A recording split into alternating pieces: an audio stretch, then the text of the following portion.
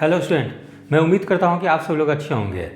बिहार कर्मचारी चयन आयोग यानी बीएसएससी के द्वारा बहुप्रतीक्षित ब्लॉक स्टैटिस्टिकल ऑफिसर यानी प्रखंड सांख्यिकी पदाधिकारी की विज्ञापन जारी कर दी गई है और इसमें पदों की संख्या 682 है। तो पूर्व में भी यह स्पष्ट थी कि 682 पदों पर विज्ञापन निश्चित रूप से आएगी।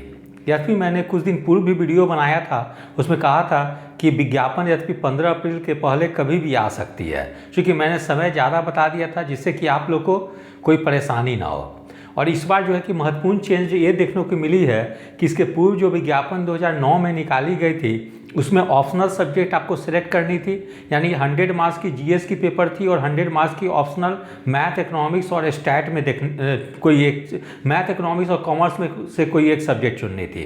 तो इस बार ऑप्शनल हटा दी गई है। एक महत्वपूर्ण चेंज ये देखने को मिली है।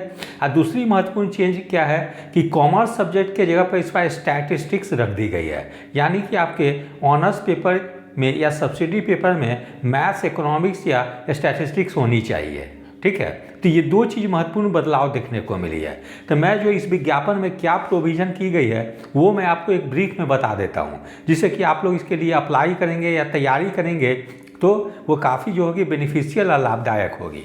ठीक है, तो सबसे पहले बता दूँ कि इसमें टोटल पोस्ट जो है कि 682 यानी 682 पोस्ट है और इसकी पे स्केल किस लेवल की है, तो एक लेवल 7 की पद है। ठीक है, तो बहुत अच्छी जो है कि इसमें सैलरी है लगभग 4600 ग्रेड पे के बराबर रहेगी, जो कि आपकी CGL 3 से CGL बिहार एसएससी CGL से जो लोग ASO बनते हैं यानी असिस्टेंट सेक्शन अफसर, ठीक है, जिसको सहायक भी पूर्व में कहा जाता था, उसी लेवल की पे लेवल है। ठीक है, तो बहुत अच्छी पे लेवल है।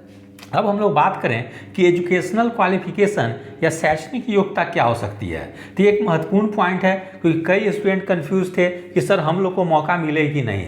तो यहाँ पे जो है कि बहुत महत्वपूर्ण राहत क्या दी गई है वो मैं आपको बताने जा रहा हूँ। तो एजुकेशनल क्वालिफिकेशन में है कि मान्यता प्राप्त विश्वविद्यालय से अर्थशास्त्र यानी इकोनॉमिक्स, मैथमेटिक्स या गणित या सांख्यिकी, स्टैटिस्टिक्स में से किसी एक विषय से स्नातक होनी चाहिए। ठीक है, उसके अलावा पास कोर्स के रूप में उक्त विषयों से स्नातक की डिग्री। ठीक है, जैसे बहुत सारे स्टेट में जो होती है कि पास कोर्स चलती है, जैसे उत्तर प्रदेश में, हरियाणा में, तो वहाँ भी अगर पास कोर्स में लोगों ने इकोनॉमिक्स, मैथ या स्टैटिस्टिक्स पढ़ा हो तो वो लोग भी एलिजिबल होंगे। उसके अलावा एक महत्वपूर्ण पॉइंट ये गौर करने की जरूरत है कि पूरक विषय यानी सब्सिडी के साथ आपने स्नातक डिग्री प्राप्त किया हो तो वे भी इसके लिए योग्य होंगे। यानी बिहार के स्टूडेंट जो कि ऑनर्स सपोज कीजिए कि फिजिक्स या केमिस्ट्री किए हों लेकिन उन्होंने सब्सिडी विषय के रूप में मैथ्स, इकोनॉमिक्स या स्टैटिस्टिक्स पढ़ा हो ग्रेजुएशन लेवल पे, तो वो भी एलिजिबल होंगे। जैसे कि सपोज कीजिए कि किसी ने फिजिक्स ऑनर्स किया हो और उसकी सब्सिडी में केमिस्ट्री और मैथ्स रहा हो तो वो भी एलिजिबल होंगे। इसी तरह आर्ट सब्जेक्ट का एग्जाम्पल ले लें, किसी स्टूडेंट ने हिस्ट्री में ऑनर्स किया हो और उनकी सब्सिडी पेपर इकोनॉमिक्स और पॉलिटिकल साइंस रहा हो तो वो लोग भी एलिजिबल होंगे। तो इस बार जो है कि महत्वपूर्ण चेंज देखने को मिली है कि सब्सिडी सब्जेक्ट वाले को भी अलाउ कर दी गई है।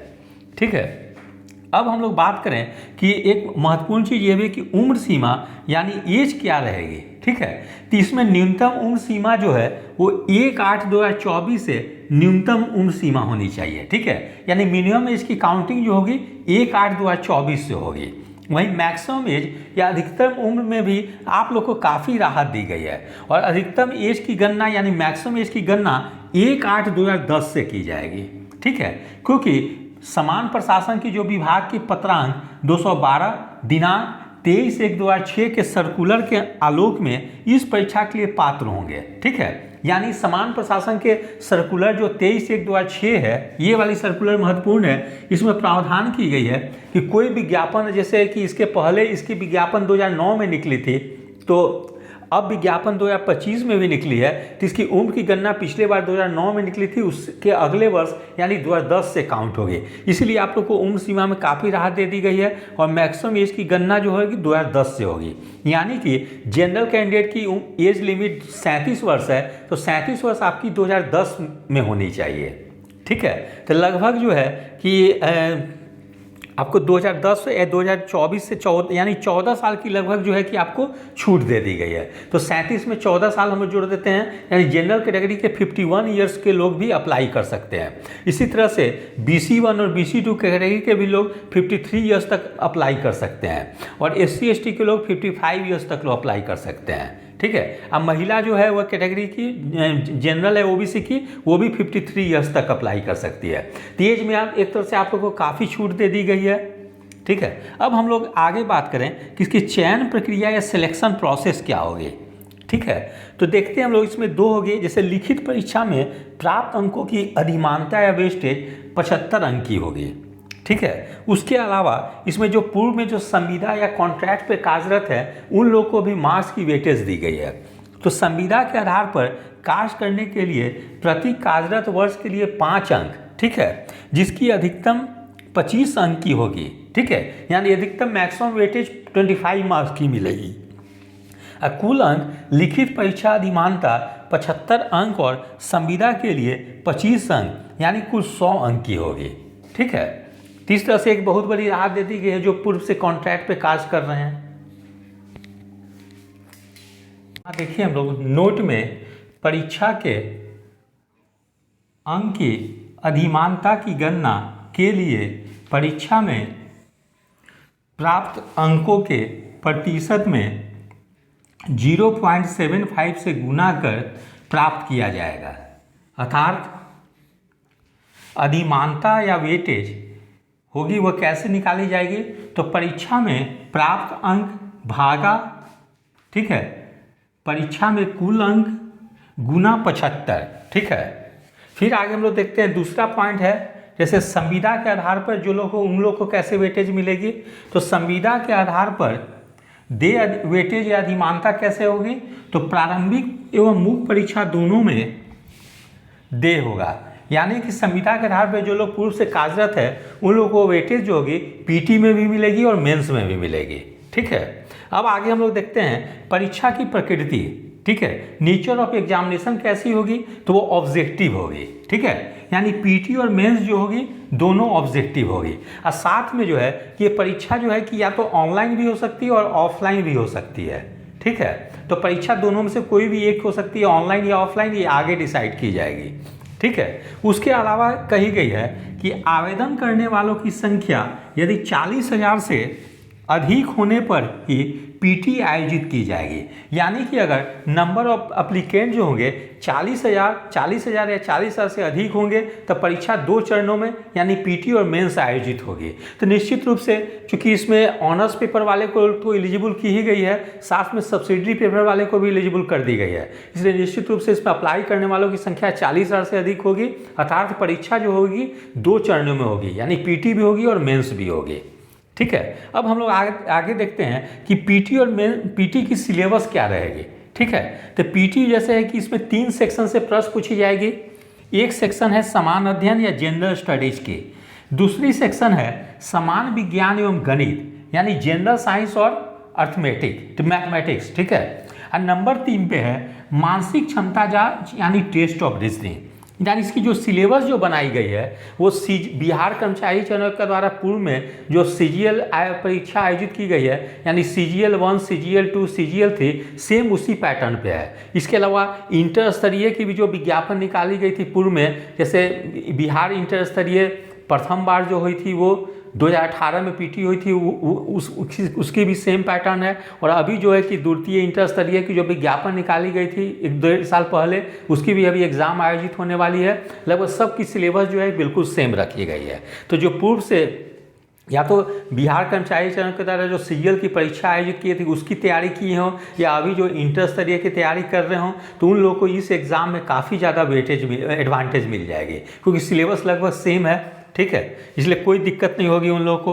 और इसमें कुल प्रश्न जो पूछी जाएगी वो 150 यानी 150 प्रश्न पूछी जाएगी। ठीक है। और एक प्रश्न जो होंगे वो 4 अंक के होंगे, और गलत उत्तर के लिए यानी रॉन्ग अगर आप सॉल्व करते हैं तो 1 अंक की कटौती होगी, यानी माइनस मार्क के रूप में 1 अंक की कटौती होगी, काटी जाएगी। ठीक है। और परीक्षा की अवधि जो ये 1 अंक की काटी जाएगी, यानी 0.25 जो है कि कट ऑफ रखी गई है, 4 पे 1 गलती है। ठीक है। फिर परीक्षा की अवधि कितनी होगी, टाइम कितनी होगी इसकी, तो 2 घंटे 15 मिनट निर्धारित की गई है। ठीक है, तो इस प्रकार से मैंने पीटी आयोजित होती है, तो पीटी में क्या सिलेबस रह सकती है, ठीक है, कितने अंक की निगेटिव मार्किंग रहेगी, कितने अंक के मार्क्स होंगे और कितनी समय निर्धारित दी जाएगी आप लोग को पीटी के क्वेश्चन सॉल्व करने के लिए, वो सब मैंने आपको ब्रीफ में बता दिया है।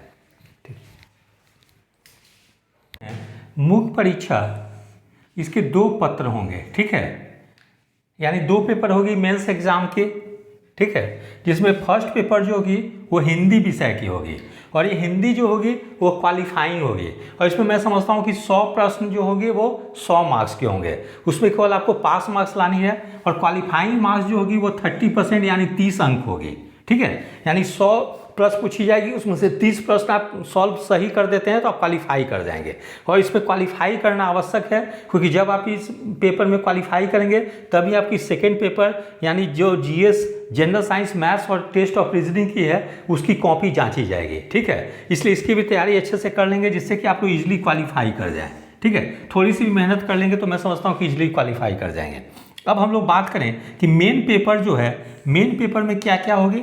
सबसे पहले समान अध्ययन जनरल स्टडीज, ठीक है, तो जैसे टोटल क्वेश्चन 150 प्रश्न पूछी जाएगी तो मैं उम्मीद करता हूं कि जनरल स्टडीज से 50 प्रश्न पूछी जा सकती है। ठीक है, इससे 50 प्रश्न पूछी जा सकती है। फिर सेकेंड में है जनरल साइंस यानी समान विज्ञान और मैथमेटिक्स, इससे भी 50 प्रश्न पूछी जा सकती है। ठीक है, और 50 प्रश्न में से 25 प्रश्न जो होगी वो जनरल साइंस से और 25 प्रश्न जो है कि मैथ से पूछी जा सकती है, या हो सकता है 5 क्वेश्चन किसी में ज़्यादा पूछ दी जाए, 5 क्वेश्चन कम पूछ दी जाए, लेकिन दोनों सेक्शन से 50 प्रश्न पूछे जाने की संभावना है। वहीं तीसरा सेक्शन है मानसिक क्षमता जांच, ठीक है, यानी टेस्ट ऑफ रीजनिंग, इससे भी लगभग मैं समझता हूँ कि कितनी 50 क्वेश्चन पूछी जाएगी। ठीक है, 50 क्वेश्चन यानी टोटल 150 क्वेश्चन हो गए। 50 क्वेश्चन या 50 क्वेश्चन जनरल स्टडीज से, 50 क्वेश्चन जनरल साइंस और मैथ से, जिसमें 25-25 क्वेश्चन पूछी जा सकती है दोनों सेक्शन से, और 50 क्वेश्चन जो है टेस्ट ऑफ रीजनिंग की रहेगी। तो इस प्रकार से टेस्ट ऑफ रीजनिंग की वेटेज काफ़ी ज़्यादा है। मैं समझता हूँ कि टेस्ट ऑफ रीजनिंग की आप थोड़ी सी भी अच्छे से तैयारी कर लेते हैं तो 50 में से 45 प्रश्न आप इजिली सॉल्व कर लेंगे, जो कि आपको मेरिट में टॉप रैंक दिलाने में जो है कि इंपॉर्टेंट रोल प्ले करेगी। इसलिए टेस्ट ऑफ रीजनिंग की बेहतर ढंग से तैयारी कर लेंगे। और इसकी तैयारी के लिए क्या करेंगे आप लोग कि बिहार एसएससी के द्वारा जो अभी 3 बार सीजीएल की एग्ज़ाम यानी ग्रेजुएट लेवल की जो एग्ज़ाम ली गई है उसके प्रीवियस ईयर क्वेश्चन को अच्छे से सॉल्व कर लेंगे। उसके अलावा फर्स्ट इंटर स्तरीय की जो एग्ज़ाम हुई है पीटी की मेंस की, उसकी भी क्वेश्चन को अच्छे से सॉल्व कर लेंगे। तो इतना अगर एग्जाम का क्वेश्चन को सॉल्व कर लेंगे तो आपको एक पैटर्न पता चल जाएगी और आप बेहतर ढंग से तैयारी कर पाएंगे। ठीक है, और इसकी ऑनलाइन आवेदन प्रारंभ होने की तिथि जो है वो 1 अप्रैल 2025 है। ठीक है, तो अभी काफ़ी ज़्यादा समय दी गई है। और परीक्षा शुल्क यानी एग्ज़ाम फी जमा करने की अंतिम तिथि 19 अप्रैल 2025 निर्धारित की गई है और ऑनलाइन आवेदन भरने की अंतिम तिथि लास्ट डेट जो है वो 21 अप्रैल 2025 है। ठीक है, इसलिए जो भी स्टूडेंट को अपना EWS या OBC NCL या SC ST कास्ट सर्टिफिकेट बनवानी हो वे लोग सब लोग आप लोग अभी से ही आवेदन कर देंगे। ठीक है, जिससे कि आप लोग की सब कुछ तैयार 21 अप्रैल 2000 पूर्व के हो जाए, क्योंकि इसके फर्स्ट इंटर स्तरीय में तो आप लोग को राहत दे दी गई थी जिनकी LCL विज्ञापन मतलब फॉर्म भरने के लास्ट डेट के पूर्व की नहीं बनी हुई थी तो उन लोग को भी अलाउ कर दी गई थी। लेकिन इस बार है कि आपको विज्ञापन मतलब फॉर्म भरने की अंतिम तिथि के पूर्व की ही NCL बनवा के रखनी है, EWS कैटेगरी की बना के रखनी है, जैसे कि आप लोग को आगे जाके कोई परेशानी ना हो। यदि आप लोग अभी EWS सर्टिफिकेट और OBC NCL वगैरह नहीं बनवाते हैं और बाद में सोचते हैं कि जब सिलेक्शन हो जाएगी तब मैं बनवा के दे दूंगा तो उस समय आप लोग को काफ़ी प्रॉब्लम हो जाएगी। इसलिए अभी से ही आप लोग इसको बनवा लें। तो ये जो भी स्टूडेंट इसके लिए एलिजिबल हैं उन लोग के लिए गोल्डन अपॉर्चुनिटी है। थोड़ी सी भी वो बेहतर ढंग से तैयारी करेंगे तो मैं समझता हूँ कि इसमें वो निश्चित रूप से सिलेक्शन हो जाएगी, क्योंकि इस बार इसकी सिलेबस बिल्कुल चेंज कर दी गई है। और जो स्टूडेंट पूर्व से CGL की एग्ज़ाम दिए हों या अभी जो इंटर स्तरीय लेवल की एग्ज़ाम की तैयारी कर रहे हों उन लोग के लिए ये काफ़ी एडवांटेज मिलेगी, क्योंकि एकदम सेम पैटर्न पर एग्ज़ाम हो रही है। जो स्टूडेंट थोड़ी सी भी तैयारी कर लेंगे उन लोग की सिलेक्शन की संभावना रहेगी। तो इसके बाद मैं नेक्स्ट एक वीडियो बना दूंगा कल, उसमें इसकी तैयारी कैसे करनी है। ठीक है, जैसे जनरल स्टडीज के लिए कौन सी बुक पढ़नी है, उसके अलावा मैथ्स के लिए कौन सी बुक पढ़नी है, जनरल साइंस के लिए कौन सी बुक पढ़नी है, टेस्ट ऑफ रीजनिंग के लिए कौन सी बुक पढ़नी है और कौन कौन सी टॉपिक को आपको कवर करनी है, ये 2 चीज़ को मैं आपको बता दूंगा। एक चीज़ टॉपिक कौन कौन सी कवर करनी है और दूसरा कौन सी बुक पढ़नी है, ये सब की मैं अलग से एक वीडियो बना दूंगा। तो यदि आप सभी लोग को मेरा चैनल अच्छा लगा हो, इसे लाइक और सब्सक्राइब करें। धन्यवाद, टेक केयर।